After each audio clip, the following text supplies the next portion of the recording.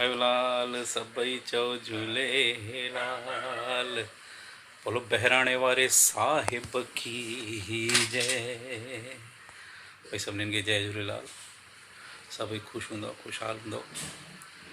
भाई सभिनीनि खे जेकी फेसबुक लाइव ते अचनि था, बाबल जा गुणगान था करनि, ॾाढो सुहिणो कमु था करनि। हिननि जो जेतिरो बि शुकराणो कयो वञे घटि आहे। ॾाढी सुठी मुहिम हलाई आहे हिननि। असांखे ॾिसण में आनंद थो अचे। हिननि जे मथां त बाबल जी महर थिए ई थी, ऐं हिननि जे सदिके असांजे मथां बि बाबल जी महर थी थिए। त बाबल हिननि खे वधाए वसाए, हिननि जे मन जी आशा जेकी बि हुजे सॼी आशा पूरी थिए ऐं सभिनीनि जो भलो थिए। त अचो हिकिड़ो भॼन मां बि हिननि जे लाइ ॻाइण थो चाहियां।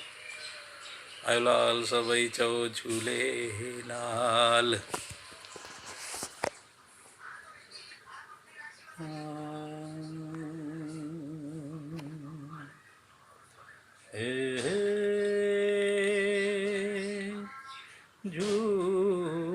झूलेलाल झूलेलाल बेड़ा पार।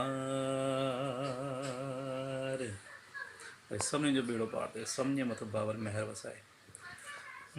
बाबल तूं महर करिजे झूलेलाल मुंहिंजा ज्योतिन वारा लाल। बाबल तूं महर करिजे मूंखे तुंहिंजो सहारो आहे। दुनिया में तोखां सिवा ॿियो कोन सहारो आहे। झूलण तूं महर करिजे झूलेलाल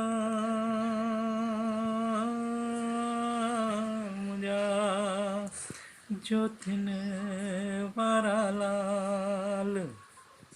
आया दास तुंहिंजे दर जो छॾिजे न विसारे तूं। दुनिया जो धिकारे मूंखे छॾिजे न धिकारे तूं। छॾिजे न धिकारे तूं। मुंहिंजी हिन क़िस्मत जो हथ तुंहिंजे सितारो आहे।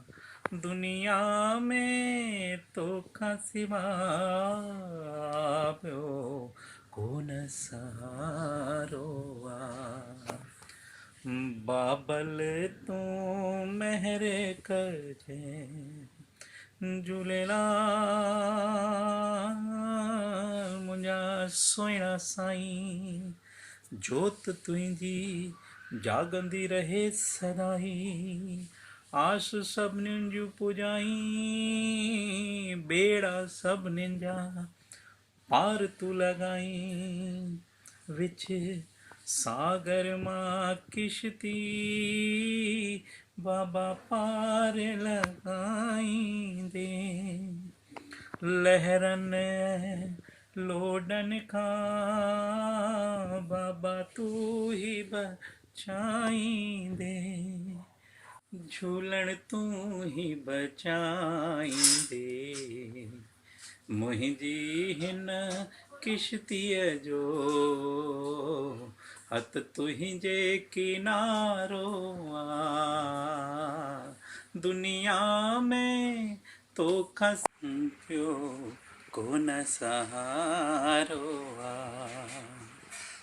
बाबल तूं महर करिजे झूलेलाल